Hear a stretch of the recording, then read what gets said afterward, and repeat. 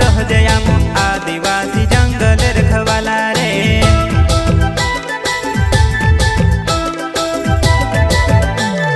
चल जंगल जमीन काजे पूजे रे आदिवासी दुनिया ने रखवाला रे।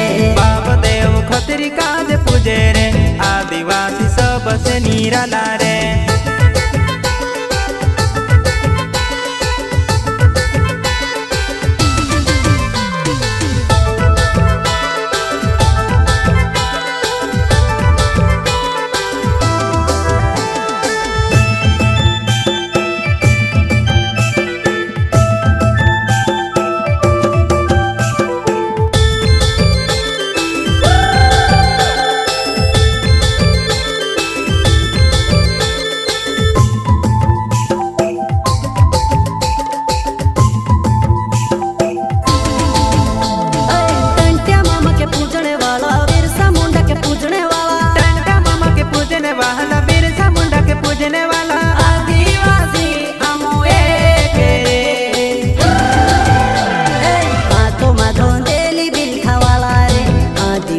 जंगल रखवाला रे आदिकाल से जंगल में रह जयाम आदिवासी जंगल रखवाला रे।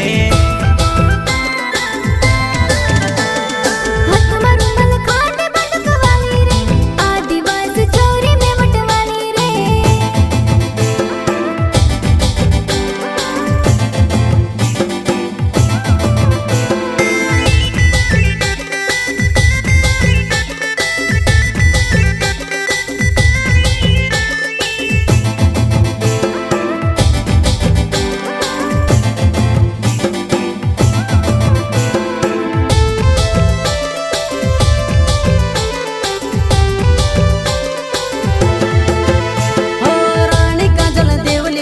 बाबा देव कंसरी माड़ी रानी काजल देवली माड़ी बाबा देव कंसरी